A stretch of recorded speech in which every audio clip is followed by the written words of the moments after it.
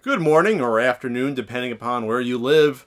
I'm doing this video because the podcast is a week away, yet some pretty startling news came out about the Coleco Chameleon late last night on the 29th of February. And I didn't want to do a podcast for 4 weeks in a row. It would kill me. Ian doesn't want to do it. But we'll talk about this next week as well. But for now, I just want to update you guys about what's been happening. So if you didn't know, the Kickstarter for the Coleco Chameleon was supposed to come out on Friday the 26th.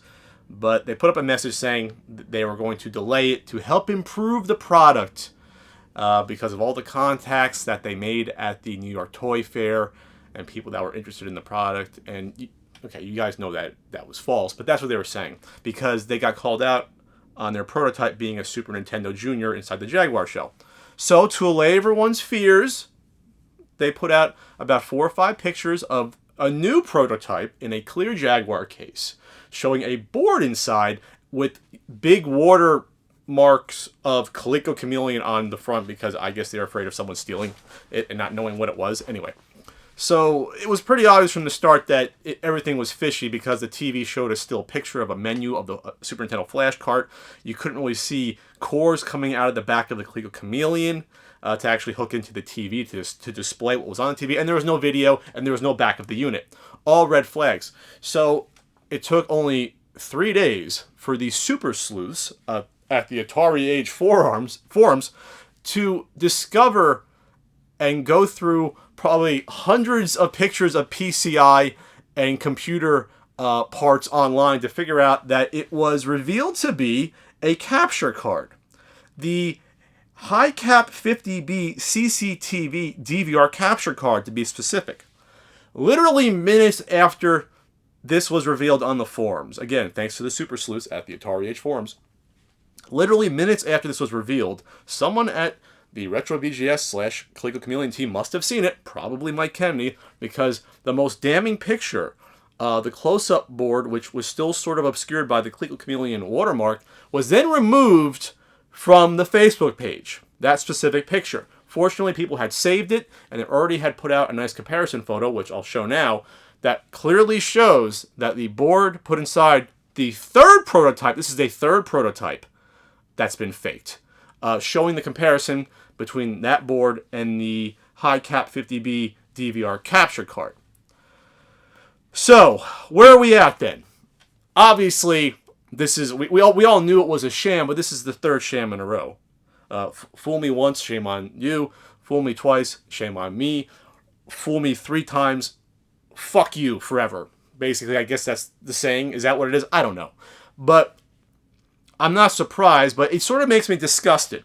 It just makes me disgusted that, there's people in the retro gaming community that have come in as scavengers and predators to just make money off of the hobby we enjoy any way that they can. And it's not a bad thing to try to make money putting out products people actually want. I was actually working on finishing up my book, which I did a Kickstarter for recently, and that's a product that's actually coming out, by the way.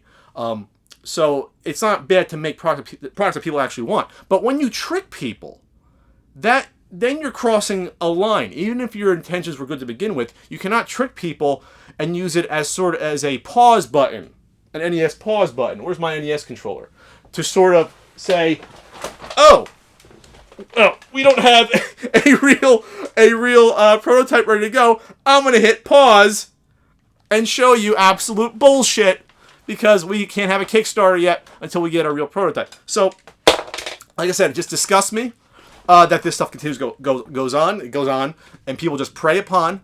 Unfortunately, people that are either ignorant of the facts or are just so hyped up on nostalgia that they don't have the willpower, or maybe they believe people too much to look into these things. And that includes, unfortunately, not just the people shilling their own product, but also big websites like Engadget, CNET, and Gizmodo, which acted as just PR mouthpieces, just spitting back out whatever was told to them by the Coleco Chameleon crew without doing even the minimum amount of research to look into what was going on at the Toy Fair and what was inside that prototype at the time. And people connected to the project at Retro Magazine, people at the Talk Retro podcast, Daniel Kaiser, who used to be the editor of Retro Magazine, appeared on the podcast saying, "Oh, guys, just wait until the Kickstarter comes. Everything will be revealed." Well, it was revealed before. It was revealed the second time, and the third time having 3 fake prototypes. So enough is absolutely enough. The gloves are probably going to come off. I think they have to. Ian is just as upset as me about this. But we're going to wait till next week to talk about it probably in more detail. But I would implore anyone, whether these aforementioned websites that did no homework in reporting on this, anyone associated with the project directly, anyone even on YouTube that acted as a PR mouthpiece, just saying, "Oh, guys, we're going to see what's going to happen with this Kickstarter. It could be good," when you probably knew it was not going to be good. And we're not acting in good faith to say, well, this has a bad track record before. Why would you trust it anyway now? Even you guys, you should come out and either apologize or own up to the fact that you were delinquent and derelict in your duties on reporting on this to the best of your abilities to try to protect the community around you and not just say, well, this is coming out. It's going to bring back cartridge games. Maybe it won't, but I'm going to look forward to it. Fuck off. Fuck off. Okay? Because in you doing that, you now then are helping someone potentially rip off hundreds if not thousands of people. That's all I have to say for now. We're going to talk about it more next week.